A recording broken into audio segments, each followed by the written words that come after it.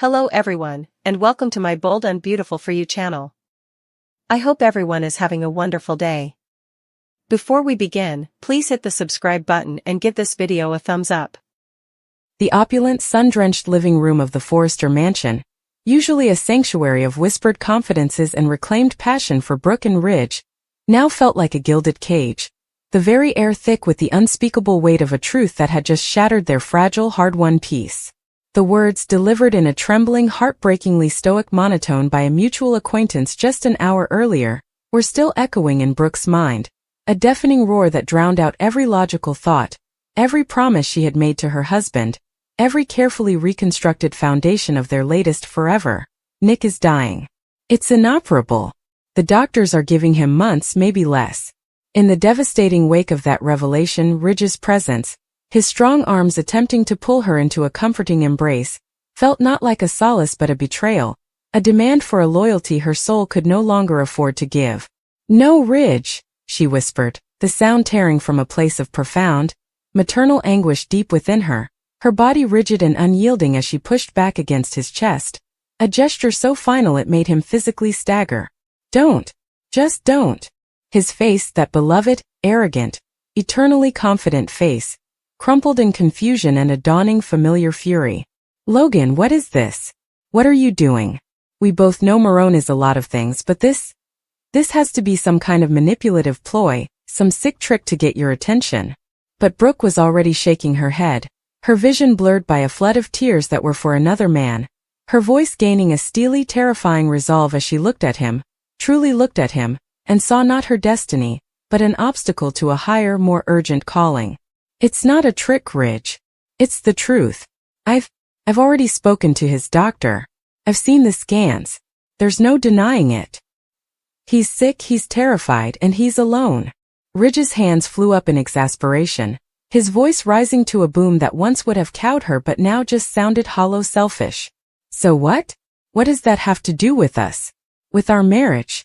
Brooke, we just got back to each other. We promised. Always and forever. That's what you said. Or does that only apply when it's convenient for you, when there isn't another tragic figure waiting in the wings to pull you away from me?" The accusation, so typical of him, so utterly blind to the cataclysmic shift happening in her heart, was the final push. "This isn't about you and me, Ridge. For once in your life, can you not make this about us? This is about a man I once loved, the father of my child. A good man who is facing the end of his life without the woman he's always considered his soulmate by his side. He needs me." The declaration hung in the air, absolute and unassailable. "He needs me," she repeated, softer now, as if the truth of it was settling into her very bones. "He has no one else, not really. Not like this. And I need to be there for him. I have to be." Ridge stared at her, his jaw clenched so tight a muscle twitched, the betrayal in his eyes so deep it was a physical entity in the room. "So that's it? You're choosing him? You're throwing away our marriage, our family, for a man who is? He couldn't even say the word, the finality of it too horrific to weaponize. "I am not choosing him in the way you think," Brooke cried out, her own frustration and sorrow boiling over. "I am answering a call that is more important than romance, more important than our endlessly complicated history. This is about basic human decency, about being a comfort, a friend, a pillar for someone who is drowning. How can you not see that? How can you be so monumentally selfish?" He took a step back, his expression shifting from hurt to a cold, stoic mask she knew all too well.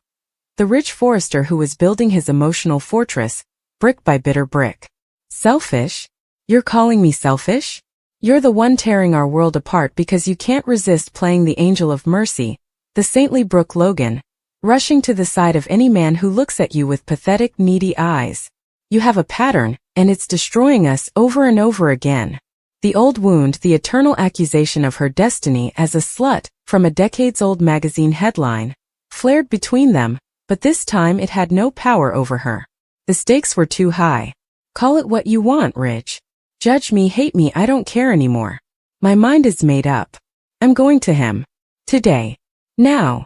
She moved to sweep past him, toward the staircase, toward packing a bag and leaving this gilded life behind for a sterile hospital room and the heartbreaking task of saying goodbye, But he caught her arm, his grip firm, desperate. "Brooke, if you walk out that door, if you choose to go to him now after everything we've fought for, don't expect me to be waiting for you when this is all over. This isn't a pause. This is a choice. And if you make it, you are choosing to end us." She stopped, her shoulders slumping under the immense weight of his ultimatum. She turned her head, her eyes meeting his, and in that moment, he saw not the conflicted, waffling woman he was so often forced to forgive, but a woman of unshakable, tragic conviction. "Then I guess this is goodbye, Ridge," she said, her voice barely a whisper, yet filled with a terrifying finality. She pulled her arm from his grasp, and this time he let her go, his hand falling limply to his side as he watched the love of his life, his Logan, walk away not in a fit of passion or a misunderstanding, but in a calm, devastating act of mercy for another man. The grand door of the mansion closed behind her with a soft, definitive click, and Ridge was left alone in the suffocating silence, the ghost of her last words. "He needs me," a haunting epitaph for a marriage that, once again, had crumbled under the weight of a love that was, for Brooke, ultimately about need more than it was about want. The silence in the mansion's foyer after Brooke left was a physical, suffocating presence, pressing in on Ridge from all sides. The ghost of her perfume, that soft, familiar floral scent, still hanging in the air, a cruel mockery of her absence. He stood, rooted to the spot, his mind a chaotic whirlwind of fury, disbelief, and a profound, gut-wrenching sense of abandonment that was all too familiar. "He needs me." The words played on a torturous loop in his mind, each repetition stripping away another layer of his composure. How could she? After every storm they had weathered, every betrayal they had overcome, every single time he had taken her back, forgiven her, fought for her against his own family, against logic, against his own better judgment, for it to end like this? Not with a bang, not with a dramatic affair, but with her walking away from him, from them, to hold the hand of another man because he was sick. The injustice of it was a white-hot brand searing his soul. Nick Marone. The name was a curse on his lips. Always there, a specter from her past, the good man, the steady rock she so often contrasted against Ridge's perceived tempestuousness. And now in his final act, Nick had achieved what he never could in life. He had taken Brooke from him completely, not through strength but through weakness. The ultimate manipulation. A terminal diagnosis was a trump card Ridge could never play, a battlefield on which he could never compete. How do you fight a dying man? You can't. You can only stand by and watch as the woman you love is consumed by a pity so vast, it eclipses her love for you. Declarations and fierce protection was fundamentally strong. He was Ridge Forrester. He didn't need to be saved. He provided, he protected, he commanded. But Nick? Nick was alone. Nick was sick. Nick was vulnerable. And in the twisted calculus of Brooke Logan's heart, vulnerability was a siren's call she was physically incapable of resisting. She was choosing to be a nurse over a wife, a comfort over a partner. The thought made him sick. He pictured her there, already at Nick's bedside, her hands clasping his, her eyes full of that tender, tragic sympathy, building a fortress of shared suffering around them that he, Ridge, could never breach. He would become the villain in their story, the cruel, unfeeling husband who didn't understand, who tried to keep her from her sacred duty. The narrative was writing itself, and he was powerless to stop it. Meanwhile, across town, Brooke's hands were indeed clasped around Nick's, but the reality was far from the serene, saintly image festering in Ridge's mind. The hospital room was dim, smelling of antiseptic and underlying despair. Nick, always so robust, looked pale and shrunken against the stark white pillows, the foreline in his arm a stark reminder of the brutal truth. When she had entered, his eyes, clouded with pain and medication, had lit up with a hope so raw and desperate it had nearly broken her. "You came," he'd whispered, his voice raspy. "I knew you would." And in that moment, any lingering doubt she had about her decision vanished. This wasn't about romance. This was about humanity. This was about the man who had loved her unconditionally, who had given her a beautiful daughter, who had never once, even at their worst, looked at her with the searing, judgmental disappointment that Ridge so often wielded. Sitting here, listening to the steady, ominous beep of the heart monitor, Ridge's ultimatum felt like a distant, petty argument from another lifetime. How could he not understand that some things transcended marriage? Some debts of the heart had to be paid. She owed Nick this. She owed him peace. She owed him the knowledge that he would not face the abyss alone. As she gently smoothed the blanket over his chest, feeling the frailty of his body beneath the thin hospital cotton, a fresh wave of grief washed over her, not just for Nick, but for the life she was consciously, deliberately setting ablaze. She was burning down her present, her future with Ridge, to provide warmth and light for a man whose future was measured in weeks. It was a catastrophic, heartbreaking trade, but in her soul, it felt like the only morally defensible path. He needed her. And for Brooke Logan, that had always been, and would always be, the most compelling call to action imaginable, a force of nature stronger than even her legendary love for Ridge Forrester.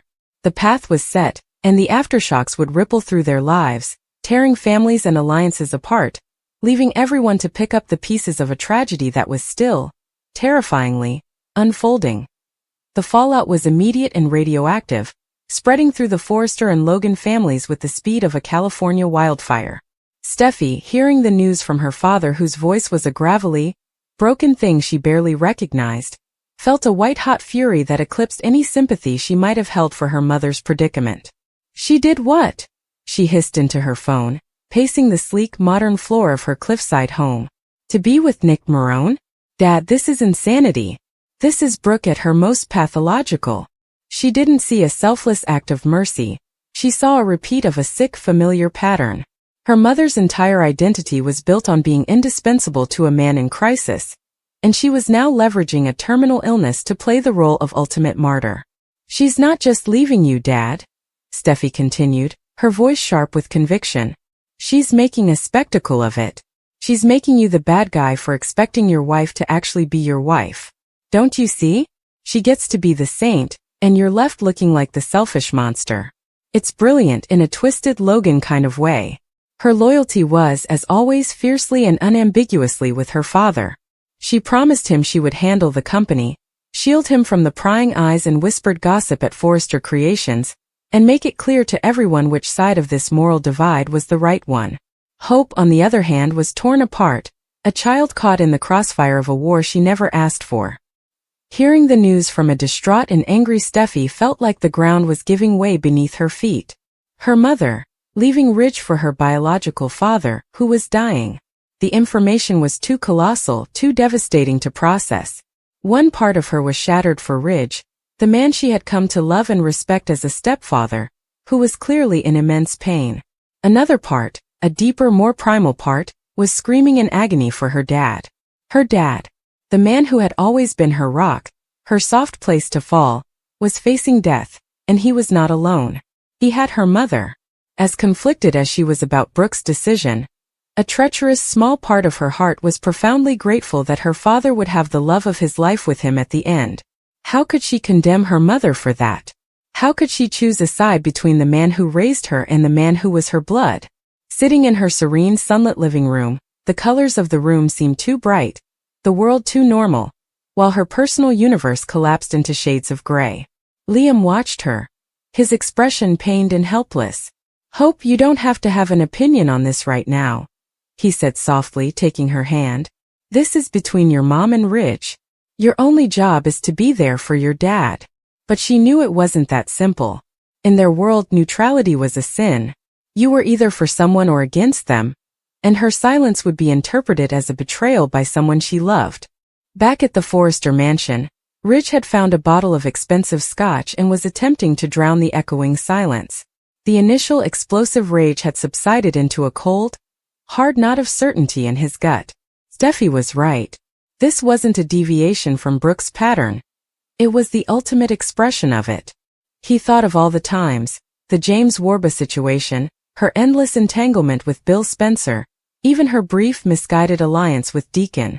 It was always the same. A man presented a problem, a vulnerability, and Brooke Logan, the great fixer, would pour all her emotional and physical energy into him, leaving her marriage a barren, neglected wasteland. He had always taken her back, believing that their destiny was stronger than her compulsion to rescue. But this was different. This was a final act. She had chosen to be Nick's angel of mercy, and in doing so had assigned Ridge the role of the Grim Reaper, the cruel husband who would deny a dying man his last wish. It was a public relations masterstroke of emotional manipulation, and he had fallen for it. He had let her walk out. He had issued the ultimatum, and she had called his bluff with the one card he couldn't beat. The humiliation burned as hot as the liquor in his throat. He wasn't just losing his wife. He was being made a fool of, upstaged by a man on his deathbed. At the hospital, the dynamic was shifting into a new, painful equilibrium. Nick had drifted into a fitful sleep, his breathing shallow. Brooke gently extracted her hand from his, her fingers stiff, and walked to the window, staring out at the glittering, indifferent lights of Los Angeles. The high of moral certainty was beginning to wear off, replaced by the chilling reality of what she had done. She could still feel the ghost of Ridge's grip on her arm, see the shattered look in his eyes before the cold mask had slammed down. She had broken him. Again. And this time she knew it was for good. There would be no coming back from this. No tearful reunion in a foreign country. No grand gesture that could erase the fact that she had chosen to be here, in this sterile room of death, over the warmth of their marital bed. A sob caught in her throat and she stifled it, pressing a fist to her mouth. She couldn't fall apart. Not here. Not now. Nick needed her to be strong. He needed her to be a rock. But who was her rock? For decades, through every crisis, the answer had always been Ridge. Even when they were apart, the possibility of him was her foundation. Now, she had personally and purposefully dynamited that foundation. She was utterly alone, anchored only to a tragedy in the making. The weight of it was crushing. She was doing the right thing, the human thing, so why did she feel like she was committing a slow, agonizing form of emotional suicide? The phone in her purse buzzed again. Hope probably. Or maybe even Eric. She couldn't face them yet. She couldn't bear to hear the judgment or the pleas. She was in the eye of the hurricane, and the only sound was the relentless, accusing beep of the heart monitor, a metronome counting down the final seconds of not just Nick's life, but of her life with Ridge, and the woman she had once believed herself to be. It would be a shame if Liam's brother missed the wedding, given how many other things he should have attended recently. Darren Brooks reprised his role as Wyatt Spencer only to hand over the beach house keys to R.J. Forrester Joshua Hoffman. That was ridiculous. Surely Bold and the Beautiful will spend the money to have Darren Brooks back as Wyatt Spencer for the big wedding. I'm sure Liam and Hope intend to bring Wyatt Spencer, so fingers crossed we can get him back. Even if only for an episode. But why mention Wyatt Spencer if he isn't coming? It was already a disgrace that Darren Brooks was not brought back as Wyatt during Liam's fabricated brain tumor narrative, when Hope, Steffi Forrester, Jacqueline McInnes Wood, and everyone else thought he was dying, and then when Liam was shot. Still no Wyatt. It doesn't make sense. And I truly hope they make things right by inviting Wyatt back for the wedding. Let's talk about the second comeback, which we know will absolutely happen. We just aren't sure if the chronology coincides with Hope and Liam's wedding date. It is confirmed that Matthew Atkinson returned to film several episodes. However, it appears that he has left again. Producer Casey Kasperzik expressed his excitement on Instagram at having Matthew Atkinson back on set for a week of filming. That is what he said. So, based on the producer's social media post, Thomas Forrester Matthew Atkinson won't be back for long. But he's coming back 100%. Hope was discussing with her brother Deke Sharp Harrison Cohn a few weeks ago about the challenges she's had establishing her footing with her line after Thomas Forrester left, despite the fact that they worked so well together on Hope for the future. Hope was explaining to Deke why she and Thomas could never work as a pair. And Hope effectively stated that Thomas's role in keeping Beth's existence hidden when Hope and Liam thought she had perished was simply too much to bear. Many fans appreciated her acknowledging that. So, basically, Hope has had an epiphany, and I expect Thomas will return for closure with her. If the Lope wedding occurs later this year, Thomas could stop by to speak with Hope before the big day. Maybe Thomas comes to Hope alone before the wedding to congratulate her, and assure her that she belongs with Liam. It might be in the same line as the recent conversation between Steffi and Hope. This was where Steffi was discussing her engagement to Liam. Steffi claimed they were meant to be. With that chat, Bold and the Beautiful appeared to have finally put an end to Steffi, Liam, and Hope's love triangle. Thomas may show up to tell Hope that he has been reflecting a lot. And Thomas may claim that he understood his preoccupation on Hope was never healthy. Thomas may tell Hope that she was correct to reject his plans. And Thomas may confide to Hope that he has to work on himself before pursuing a new relationship with someone else. But Thomas certainly wants Hope to know he is genuinely thrilled for her. Thomas may also go to see Liam and congratulate him and offer a long overdue apology for everything that happened with Beth and Hope. That would essentially bring us all closure on Thomas and Hope. Now let's talk about the third return. Another comeback that appears to be confirmed. The question is about timing. Henry Joseph Samory, a young actor, was recently sighted on the set of The Bold and Beautiful. Brooke Logan Catherine Kelly Lang was creating a social media post while in the hair and makeup room. In the background you could see the monitor that displayed what they were filming that day. Brooke appeared to be dressed up for a special occasion, as Catherine Kelly Lang was wearing a stunning gown. The monitor behind her plainly showed Henry Joseph Samory shooting sequences as Douglas Forrester, Henry Joseph Samory. He appeared to be wearing a suit. So, I suspect Thomas will return to offer Hope and Liam closure. Also bring Douglas back for the wedding. I'm sure Hope would love to have her adoptive son present when she gets married. Of course, Douglas was quite connected to Liam, his stepfather, for a while. Douglas may attend this ceremony alongside his sister Beth Spencer, Jordan Lynn Ariza. However, I doubt he'll stay. Because Henry Joseph Samory appears in 2 different television series, The Pit and Invasion.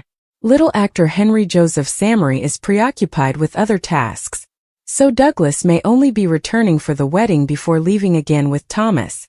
When we saw Matthew Atkinson reprise his role as Thomas Forrester, we knew they were filming Christmas episodes. So, Hope and Liam's wedding planning may continue after Thanksgiving. Perhaps we'll have a Christmas or New Year's Eve holiday wedding. We'll let you know when there are more details on the Big Lope wedding, including the air date.